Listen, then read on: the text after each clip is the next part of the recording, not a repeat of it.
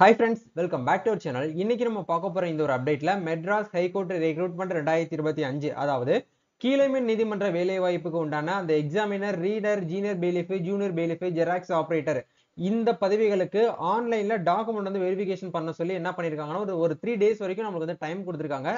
Minimum mark அதாவது 170 மார்க்குக்கு 68 mark எடுத்தவங்க எல்லாருமே வந்து என்ன பண்ணிக்கலாம்னா ஆன்லைன்ல டாக்குமெண்ட் வந்து வெரிஃபிகேஷன் பண்ணிக்கலாம் அப்படின்னு சொல்லிட்டு ஒரு அப்டேட் வந்து ரிலீஸ் பண்ணியிருந்தாங்க. இதை எப்படி வந்து நம்ம ஆன்லைன்ல டாக்குமெண்ட் வந்து வெரிஃபை பண்றது அப்படிங்கறத பத்தி ஏற்கனவே நம்ம சேனல்ல வீடியோ போட்டிருந்தோம். அந்த வீடியோல நிறைய நபர்களுக்கு நிறைய டவுட் வந்து வந்துட்டு இருக்குது. இன்னும் இதுக்கப்புறமும் இன்னும் ஃபியூச்சர்ல வந்து ஒன் பை ஒன்னா வந்து கேள்வி கேட்டுட்டு இருக்கீங்க. சோ உங்களுக்கு உண்டான ஒரு அப்டேட்டா தான் இந்த வீடியோ வந்து இருக்க போதுங்க. நீங்க ஃபைனலா வந்து பாத்தீங்கன்னா கரெக்டா தான் வந்து அப்லோட் பண்ணிருக்கீங்களா இல்லையா, சேவ் பட்டன் வந்து ஒர்க் அவுட் ஆகல ப்ரோ, மெயில் ஐடி வந்து லாகின் ஆக மாட்டேங்குது, என்னுடைய யூசர் நேம் பாஸ்வேர்டு வந்து லாக் ஆயிருச்சு, எனக்கு இமெயில் ஐடி வந்து என்னன்னே தெரியல, நான் இப்படி வந்து கண்டுபிடிக்கிறது இப்படின்னு சொல்லிட்டு ஏகப்பட்ட கமெண்ட்ஸ் அப்படிங்கிறது வந்து இப்போ நம்ம ப்ரீவியஸ் வீடியோஸ்ல வந்து கமெண்ட் வந்துட்டு இருக்குது. நிறைய பேர் இன்ஸ்டால டிஎமும் பண்ணி கேட்டிருந்தீங்க. ஸோ இந்த வீடியோல உங்களுடைய கொஸ்டினுக்கு வந்து பார்த்தீங்கன்னா ஆன்சர் பண்ண போறோம், உங்களுடைய ப்ராப்ளத்துக்கு வந்து சால்வ் பண்ண போறோம். அது மட்டும் இல்லாம நீங்க கரெக்டா தான் வந்து ப்ராப்பரா வந்து அப்லோட் பண்ணிருக்கீங்களா அப்படிங்கிறது எப்படி வந்து நம்ம வந்து ஃபைன் பண்றது. இப்போ டிஎன்பிஎஸ்சி குரூப் 4 எக்ஸாமினேஷன்ல நம்ம வந்து சிவி ஆன்லைன்ல அப்லோட் பண்ணிட்டோம் அப்படின்னா அக்னாலஜ்மெண்ட் ரெசிப்ட் நம்ம கையில வந்து கிடைக்கும். பட் இந்த வெப்சைட்ல அப்படி அவங்க வந்து கொடுக்கல.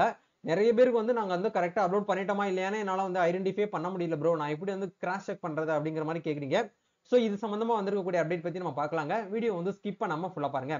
வீடியோக்குள்ள போறதுக்கு முன்னாடி இப்பதான் நம்ம சேனல்ல நீங்க ஃபர்ஸ்ட் டைம் பாக்குறீங்க அப்படின்னா இந்த வீடியோக்கு கீழே இருக்கக்கூடிய ரெட் கலர் சப்ஸ்கிரைப் பட்டனையும் பக்கத்துல இருக்கக்கூடிய இந்த பெல் பட்டனை கிளிக் பண்ணி ஆல்ங்கிறத எனபிள் பண்ணிச்சுக்கோங்க.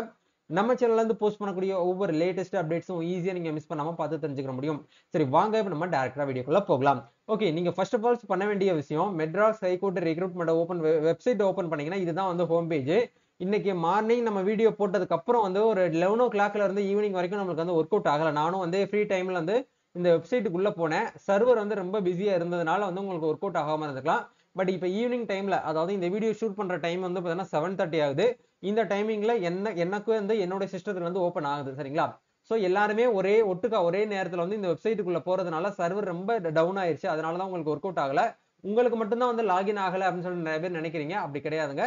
இப்ப எக்ஸாம்பிளுக்கு வந்து பாத்தீங்கன்னா ரூமுக்குள்ள நம்ம வந்து ஒரு 5 பேர் இருக்கோம் அப்படின்னா ஈஸியா ஃப்ரீயா நம்மளால வந்து அந்த ஆக்சிஜன் வந்து பாத்தீங்கன்னா நம்ம வந்து சுவாசிக்க முடியும். அதே ஒரு ரூம்ல வந்து பாத்தீங்கன்னா ஒரு 20 பேர் 30 பேர் உள்ள உட்கார்ந்தோம் அப்படின்னா நம்மளுக்கு வந்து ரொம்பவே வந்து பாத்தீங்கன்னா ரூம் டெம்பரேச்சர் வந்து ரொம்ப ஹீட் ஆகும். நம்மளால வந்து ஆக்சிஜன் வந்து பண்ண முடியாது. அந்த மாதிரி தான் வந்து வெப்சைட்டோட சர்வரும் ஒரே டயத்துல டயத்துல வந்து பாத்தீங்கன்னா நிறைய யூசர் வந்து அந்த வெப்சைட்டுக்கு உள்ள போறதுனால ரொம்பவே வந்து பாத்தீங்கன்னா டவுன் ஆகும். அதனாலதான் நம்மளுக்கு வெப்சைட் வந்து பாத்தீங்கன்னா கேன் நாட் அக்சஸ் அப்படின்னு சொல்லிட்டு உங்களுக்கு ஏதாச்சும் ஒரு எரர் வரும். அதனால உங்களுக்கு அந்த பாத்துக்கோங்க.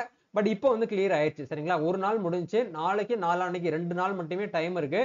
நீங்க டாக்குமெண்ட் வெரிஃபிகேஷன் பண்ணாம இருந்தீங்கன்னா பண்ணிக்கோங்க. சரிங்களா.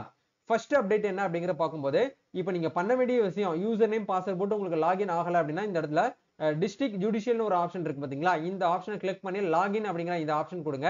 சோ இந்த இடத்துல உங்களோட யூசர் நேம் பாஸ்வேர்ட் கொடுத்து நீங்க என்ன பண்ணுங்க அப்படின்னா ஓடிபி வரும். நீங்க உங்களுடைய யூசர் நேம் பாஸ்வேர்ட் போட்டு நீங்க இந்த இடத்துல வந்து எஸ்எம்எஸ் ஓடிபி வருது அப்படின்னா அந்த ஓடிபி இந்த இடத்துல என்டர் பண்ணி நீங்க வந்து கேப்சாவை வெரிஃபை பண்ணி சப்மிட் பண்ணிட்டீங்கன்னா இதுக்கு முன்னாடி நீங்க வந்து லாகின் பண்ணிருக்கக்கூடிய அந்த லாக் வந்து பாத்தீங்கன்னா அன்லாக் ஆகி நீங்க என்ன பண்ணிக்கலாம், ஓபன் பண்ணிக்கலாம்.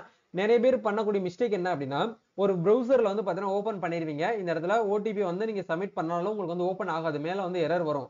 உங்களுடைய யூசர் நேம் பாஸ்வேர்ட் வந்து வேற ஏதோ ஒரு அக்கௌண்ட்ல வந்து வேற ஏதாவது ப்ரௌசர்ல வந்து பாத்தீங்கன்னா டிவைஸ் கூட லாகின்ல இருக்கு, அதனால வந்து பாத்தீங்கன்னா லாக்ல இருக்கு அப்படின்னு சொல்லிட்டு வரும். அந்த லாக்கை நீங்க அன்லாக் பண்ணி எடுக்கணும் அப்படின்னா இப்போ ஒரு ஓடிபி வந்திருக்கும். அந்த ஓடிபி வந்து இந்த இடத்துல என்டர் பண்ணிட்டு இந்த கேப்சாவை என்டர் பண்ணி சப்மிட் பண்ணிட்டீங்கன்னா அந்த ஒரு லாக் அப்படிங்கிறது அன்லாக் ஆகிக்கிறோம். டைரக்டா நீங்க வந்து லாகின் பண்ணிக்கலாம். சரிங்களா. லாகின் பண்ணிட்டு நீங்க ப்ராப்பரா வந்து பாத்தீங்கன்னா லாக் அவுட் பண்ணினாதான் வந்து பாத்தீங்கன்னா அந்த ப்ரௌசர்ல இருந்து உங்களுக்கு வந்து லாக் அவுட் ஆகும். அப்படி லாக் அவுட்டே பண்ணாம வச்சிருந்தீங்கன்னா உங்களுக்கு உங்களோட சிஸ்டத்திலேயே உங்க மொபைல் போன்லயே வந்து பாத்தீங்கன்னா அப்படியே தான் வந்து பாத்தீங்கன்னா இருக்கும். டிஃபால்ட்டா வந்து லாகின்ல தான் இருக்கும். சரிங்களா. இப்போ ஒன்ஸ் வந்து லாகின் பண்ணதுக்கு அப்புறம் உங்களோட ஸ்கிரீன் வந்து இப்படி தான் இருக்கும். சரிங்களா. இந்த இடத்துல நீங்க எந்த டிஸ்ட்ரிக்ட்ல வந்து பாத்தீங்கன்னா அப்ளை பண்ணிருக்கீங்களோ அந்த டிஸ்ட்ரிக்ட் தான் ஓபன் பண்ணணும். இப்போ இந்த ஸ்டூடெண்ட்ஸ் வந்து விழுப்புரம் டிஸ்ட்ரிக்ட் அப்படிங்கறதுனால விழுப்புரம் டிஸ்ட்ரிக்ட் நேரா நம்ம இருக்கக்கூடியதை நம்ம செலக்ட் பண்ணோம் அப்படின்னா இந்த பேஜ் வந்திருக்கு. இப்போ இந்த இடத்துல பாருங்க நல்லா கவனிக்கணும். நிறைய பேர் வந்து ஆபீஸ் அட்டெண்டர் ஆபீஸ் அசிஸ்டன்ட்லாம் வந்து பாத்தீங்கன்னா நாங்க டாக்குமெண்ட் அப்லோட் பண்ணலாமா அப்படின்னு சொல்லி நிறைய பேர் கேக்குறீங்க. நீங்க அப்படி வந்து பண்ண முடியாது.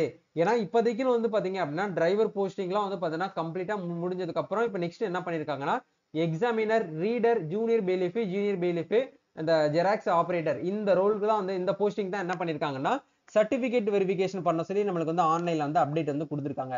இப்போ நீங்க பண்ண வேண்டிய விஷயம், இந்த இடத்துல வியூக்கு கீழே வந்து அப்லோட் டாக்குமெண்ட்னு ஒரு ஆப்ஷன் இருக்கு பாத்தீங்களா? இந்த டாக்குமெண்ட்டை நீங்க என்ன பண்ணுங்க அப்படின்னா ஒன்ஸ் வந்து கிளிக் பண்ணுங்க. அப்படி கிளிக் பண்ணீங்கன்னா நீங்க இந்த பேஜ்க்குள்ள வருவீங்க. நல்லா ஜூம் பண்ணி காட்டுறேன். இந்த இடத்துல மேலேயே மென்ஷன் பண்ணிருக்காங்க ஸ்டெப் 1 சொல்லிட்டு உங்களுடைய 10th 12th diploma degree transfer certificate சரிங்களா? இதை மட்டும் தான் அப்லோட் பண்ண சொல்லியிருக்காங்க. நிறைய பேர் வந்து பாத்தீங்க அப்படின்னா எங்க கிட்ட வந்து பாத்தீங்கன்னா டைப் ரைட்டிங் சர்டிபிகேட் இருக்குது, எங்க கிட்ட வந்து ஷார்ட் ரன் சர்டிபிகேட் இருக்குது, எங்க கிட்ட COA சர்டிபிகேட் இருக்கு, அதை நான் எடுத்து இது கூட அட்டாச் பண்ணலாமான்னு கேக்குறீங்க. அப்படி பண்ணக்கூடாது. ஏன்னா நீங்க மை அப்ளிகேஷன்ல ஆன்லைன்ல அப்ளை பண்ணும்போது அது எல்லாமே நீங்க கொடுத்து வந்து அப்லோட் பண்ணிருப்பீங்க. அதாவது நீங்க எல்லாமே வெரிஃபிகேஷன் பண்ணி பணம் கட்டுறதுக்கு முன்னாடி நீங்க வந்து அப்லோட் பண்ணிருப்பீங்க. பட் இப்போதைக்கு அவங்க என்ன கேக்குறாங்க அப்படின்னா முக்கியமான கான்செப்ட் மினிமம் நீங்க இதுக்கு வந்து 10th 10ஆம் கிளாஸ் பாஸ் பண்ணவங்க மட்டும் தான் இதுக்கு வந்து அப்ளை பண்ண முடியும். அப்படிங்கறதுனால நீங்க 10ஆம் கிளாஸ் வந்து படிச்சு உங்ககிட்ட வந்து ஒரிஜினல் மார்க் ஷீட் இருக்கா அப்படிங்கறத வெரிஃபை பண்றதுக்காக தான் அவங்க வந்து ஆன்லைன்ல டாக்குமெண்ட் வந்து வெரிஃபிகேஷன் பண்ண சொல்றாங்க. ஆக்சுவலா என்னுடைய பாயிண்ட் ஆஃப் வியூல வந்து பாத்தீங்க அப்படின்னா இப்போ நம்ம இந்த மெத்தட் வந்து பாத்தீங்கன்னா அவங்க வந்து பண்ணணுங்கிற அவசியம் வந்து கிடையாது. டைரக்டா வந்து பாத்தீங்கன்னா யாரெல்லாம் வந்து பாத்தீங்கன்னா நான் ஒரு கட் ஆஃப் மார்க் வந்து ரிலீஸ் பண்ணலாம். பிசிக்கு வந்து பாத்தீங்க அப்படின்னா 150, எக்ஸாம்பிளுக்கு தான் சொல்றேன். நீங்க வந்து பிசிக்கு 150 வருமானு சொல்லி நீங்க நினைச்சிட வேண்டாம். எம்பிசிக்கு இவ்வளவு மார்க், டிஎன்சிக்கு இவ்வளோ, பிசி முஸ்லீம்க்கு இவ்வளோ, எஸ்சிக்கு இவ்வளோ, எஸ்டிக்கு இவ்வளோன்னு சொல்லி ஒரு கட் ஆஃப் மார்க் வந்து விட்டுட்டு அதுல யாரெல்லாம் மார்க் வந்து எடுத்திருக்காங்களோ அந்த மார்க் வந்து பாத்தீங்கன்னா செலக்ஷன் லிஸ்ட்டை வெளியிட்டு இருந்தாங்கன்னா ரொம்ப சிம்பிளா போயிருக்கும். நிறைய பேர் வந்து பாத்தீங்க அப்படின்னா குழம்பி ரொம்ப ரொம்ப வந்து பாத்தீங்கன்னா தவிச்சு போயிருக்காங்க இப்ப இருக்கக்கூடிய காலகட்டத்துல. ஏன்னா வந்து பாத்தீங்க அப்படின்னா இப்போ இந்த ப்ராசஸ் அப்படிங்கிறது வந்து தேவையில்லாத ஒரு விஷயமா தான் இருக்கும் அப்படின்னு சொல்லிட்டு நான் நினைக்கிறேன் சரிங்களா? ஏன்னா வந்து எப்படி பார்த்தாலும் வந்து பாத்தீங்கன்னா ஆன்லைன்ல வந்து நம்ம வந்து என்னதான் அப்லோட் பண்ணிருப்போம், இருந்தாலும் நேரடியா பிசிக்கல் சர்டிபிகேட் வெரிஃபிகேஷன் சொல்லிட்டு ஒண்ணு வந்து நடக்கும். இது எந்த ஒரு காம்படிட்டிவ் எக்ஸாமா இருந்தாலும் சரி, நீங்க ஒரு கவர்மெண்ட் ஜாபுக்கு உள்ள போறீங்க அப்படின்னா என்னதான் நம்ம ஆன்லைன்ல அப்லோட் பண்ணி விட்டுருந்தாலும் நேரடியா கையில வாங்கி நம்மளுடைய சர்டிபிகேட் அவங்க வந்து பிசிக்கல் சர்டிபிகேட் வெரிஃபிகேஷன் வந்து பார்ப்பாங்க.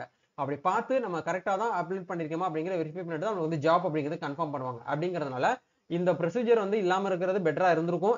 பரவாயில்ல, ஓபன் பண்ணிட்டாங்க. இன்னொரு 3 days தான் நமக்கு டைம் இருக்குது. அதுக்குள்ள நீங்க என்ன பண்ணுங்க அப்படின்னா ஃபர்ஸ்ட் வந்து 10th 12th டிகிரி டிப்ளமோ தான் வந்து கேட்டிருக்காங்க. இல்ல ப்ரோ நான் வந்து 10th மட்டும் தான் படிச்சிருக்கேன் அப்படின்னா 10th சர்டிபிகேட்டையும் 10th டிசியை மட்டும் நீங்க வந்து அப்லோட் பண்ணுங்க போதும். இல்ல ப்ரோ நாங்க 10th 12th டிகிரி வரைக்கும் படிச்சிருக்கேன், ஆனா நான் ஆன்லைன்ல இந்த எக்ஸாமினர் ரீடர் இந்த போஸ்ட்டுக்கு நான் வந்து 12th மார்க் 10th 12th மட்டும் தான் அப்லோட் பண்ணேன். நான் டிகிரி வந்து பார்த்தா சேர்க்கவே இல்லை. நான் அந்த நேரத்துல வந்து டிகிரி வந்து ஃபைனல் இயர் ஸ்டூடெண்டா இருந்தேன்.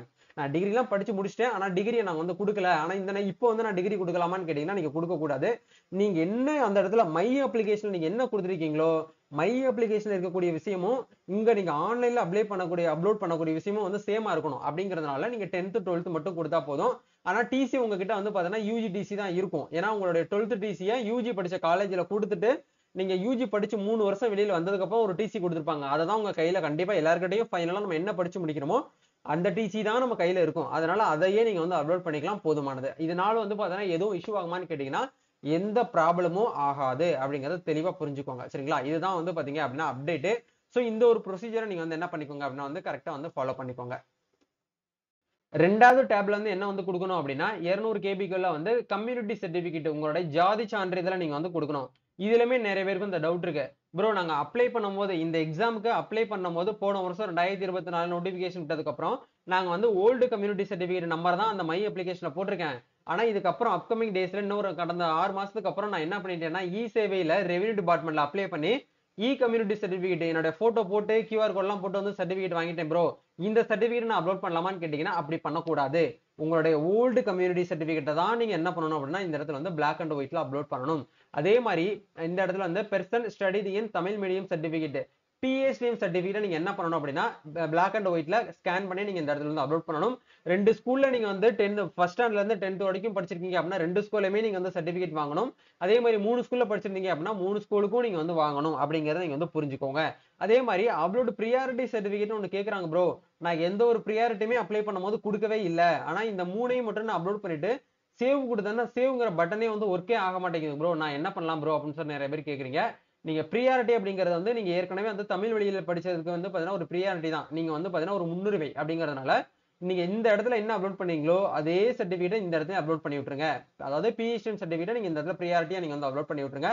இல்ல மத்த வேற ஏதாச்சும் உங்ககிட்ட வந்து ப்ரியாரிட்டி இருக்கு அப்படின்னா நீங்க ப்ரியாரிட்டி கூட இந்த இடத்துல கொடுத்துக்கலாம். பட் ப்ரியாரிட்டியே நான் வந்து இல்ல எனக்கு நெக்ஸ்ட் பேஜ் போக மாட்டேங்குது அப்படின்னா நீங்க தமிழ் வழி படிச்ச சர்டிபிகேட்டே இந்த இடத்துல அப்லோட் பண்ணி விட்டுருங்க. கம்பல்சரியா இந்த NCC பாண்ட் லேபர்ஸ் இந்த சர்டிபிகேட் கண்டிப்பா நீங்க வந்து அப்லோட் பண்ணணுங்கிற அவசியம் கிடையாது. இது இந்த கேட்டகரியில இருக்கக்கூடியவங்க மட்டும் தான் வந்து அப்லோட் பண்ணணும் சரிங்களா. மீதி இருக்கக்கூடியவங்க பண்ண தேவையில்லை.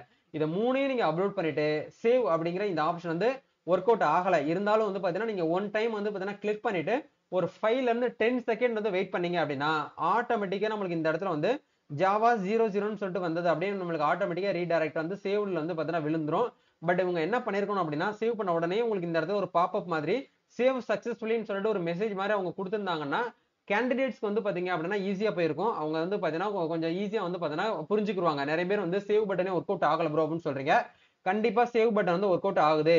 சேவ் பட்டன் ஒர்க் அவுட் ஆனதுக்கு அப்புறம் உங்களுக்கு ஸ்கிரீன் வந்து எப்படி இருக்கும் அப்படிங்கிற பார்க்கும்போது இந்த மாதிரி வந்து பாத்தீங்கன்னா வியூன்னு சொல்லிட்டு உங்களுக்கு இந்த இடத்துல 4 டாக்குமெண்ட் நம்ம வந்து அப்லோட் பண்ண உடனே வந்து வியூன்னு சொல்லிட்டு வந்துரும். சோ இப்படி வியூன்னு வந்துருச்சு அப்படின்னா நம்மளுடைய சர்டிபிகேட் எல்லாமே வந்து பாத்தீங்கன்னா மெட்ராஸ் ஹைகோர்ட் வெப்சைட் உடைய சர்வர்ல போயிட்டு வந்து உட்காந்துருச்சுன்னு அர்த்தம். சர்வர்ல போயிடுச்சு அப்படின்னாலே நம்ம சைட்ல வந்து எதுவுமே நீங்க பண்ண வேண்டாம். அவங்க வெரிஃபை பண்ணக்கூடிய வெரிஃபிகேஷன் டிபார்ட்மெண்ட் ஸ்டாஃப் என்ன பண்ணுவாங்கன்னா சர்வர்ல போயிட்டு வந்து ஒவ்வொரு அப்ளிகேஷனா வியூ பண்ணி மேனுவலா வெரிஃபை பண்ணுவாங்க. இவங்க இந்த பையன் வந்து கரெக்டா தான் பண்ணிருக்காப்லையா, இந்த கேண்டிடேட்ஸ் வந்து கரெக்டா தான் பண்ணிருக்காங்களா அப்படிங்கறத வெரிஃபை பண்ணிட்டு நெக்ஸ்ட் உங்களுக்கு என்ன பண்ணுவாங்கன்னா செலக்ஷன் லிஸ்ட் அப்படிங்கறத ரிலீஸ் பண்ணுவாங்க. இதுதாங்க வந்து பாத்தீங்கன்னா அப்டேட். சோ இந்த வீடியோல உங்களுக்கு தெளிவான ஒரு அப்டேட் வந்து கொடுத்திருப்பேன்னு நினைக்கிறேன். இந்த வீடியோ பிடிச்சிருக்கு அப்படின்னா லைக் பண்ணுங்க. இந்த வீடியோவை உங்க ஃப்ரெண்ட்ஸ் சர்க்கிள்ல யாரெல்லாம் மெட்ராஸ் ஹைகோர்ட் ரெக்ரூட்மெண்ட்ல இந்த ஜூனியர் பெயிலிஃப் ஜூனியர் பெயிலிஃப்காக வந்து வெயிட் பண்ணிட்டு இருக்காங்களோ அவங்க எல்லாருக்குமே இந்த வீடியோ வந்து ஷேர் பண்ணுங்க. இப்போ நைட் நேரத்துல வந்து பாத்தீங்கன்னா வெப்சைட் வந்து ஒர்க் ஆகுது.